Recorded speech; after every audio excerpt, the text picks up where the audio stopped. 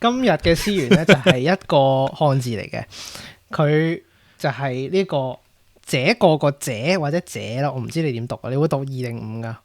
近嚟唔使答，以色列係2定5噶，你係這個這係啊，這你讀個咪2咯2啊嘛，係，但係咧，我啦，但係咧唔知點解咧，我成日聽廣東歌咧係會5噶，有時這都有好多㗎。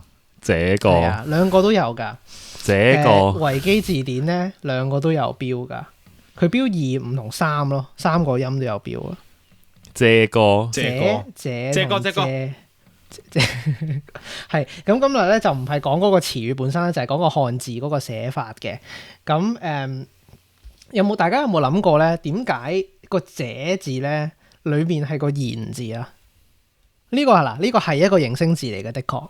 但係點解個裏邊係個言字咧？點解但係個音係這咧？點解咧？這係咪訓讀啊？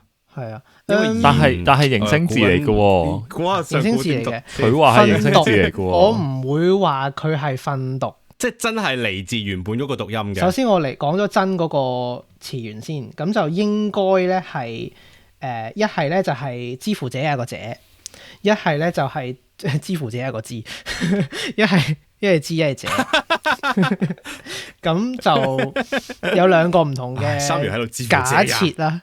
咁但係就唔 sure 係邊個嘅。咁但係呢個唔係重點，個重點就係點解而家係咁樣寫咯？大家估唔估到咧？即係你話佢可能係嚟自個之或者個者，係個詞語本身啫，即係個詞語本身，即係個聲係嚟自之或者者。係啦，個聲係，但係點解而家咁樣寫？咁但係你係 imply 咗你係用緊嗰個這呢個字嚟到表達這嗰個詞語啊嘛？咁唔係訓讀咩？但係佢本身已經係有個類似嘅音，但係有好多漢字都係咁嘅喎。有好多漢字都係同個詞源冇關係嘅喎，所以你又唔可以話全部都係訓讀喎。係啊，我有少少保留嘅，即係我唔會話佢係訓讀住。但開咗估你可以再討論。本身個讀音係唔係這啊？佢本身係另一個讀音嘅。中古上官漢語。佢呢度就話佢本身係有另一個讀音嘅。佢本身個讀音咧，佢淨係標咗普通話啫，就係 yen， 咁就同個言字差唔多啦。咁但係點解會有呢個這呢個音咧？係咪因為同義詞啊？佢本身呢個字咧係同義詞。佢本身呢個字咧係解meet。係解見面或者認識嘅，餐廳一個言，OK，啱啊，因為係嚟到大家見面嘛，所以係餐廳係啱。係啊，係啊，係。咁點解會變咗做？大家試下從佢個字形去估下，唔好諗佢讀音。都得嘅，可以諗下佢個讀音嘅，但係重點望一望佢個字嗰個形狀，同埋連結下一啲其他你識嘅語言，連結下啲乜嘢語言話？連結下其他一啲你識嘅漢語，主要係以色列啦，主要係以色列識嘅其他漢語。遮OK，遮啱。即係嗱，台語點樣叫啊？家嗰個字係點寫啊？係啊，咪餐廳仔咯，一個樹咯。好啊，咁你試下將佢連埋一齊啊！吓，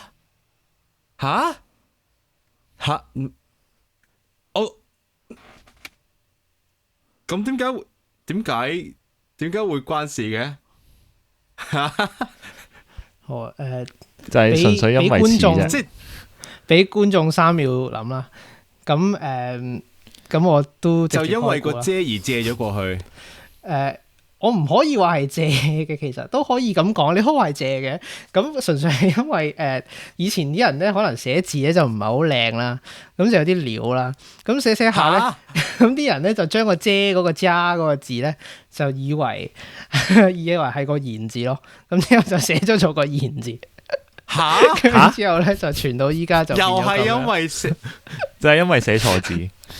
係啊，係寫錯字，係因為寫字到底太潦。有幾多字係因為唔識字而變成咗今日嘅呢一個字嘅？係啊，我哋之前都好似出現過呢樣嘢嘅咯，嗰個濫字係啊，都係即係以為係第二啲字，讀錯啲音啊，即係都係麻麻地。啲音又讀錯咗，啲字又寫錯咗嘅感覺，唔係純粹啲人寫得潦啫。因為個遮字寫得好潦嘅時候，咁所以佢就係一個好似地震咁樣，就咁潦住咗咁樣。跟住你咁樣地震嗰個樣係好似個言字噶嘛，其實啱啊。你講晒啦，即係咧，即係大家唔好對於嗰啲咩錯別字太過介懷咯。即係可能即係幾百年之後就會變成嗰個啱嘅字，然之後大家都唔會再 question 點解係呢個字啊。等下一個五四運動就變咗做正字啦。哇！其實係咪即係證明咗漢字真係太複雜咧？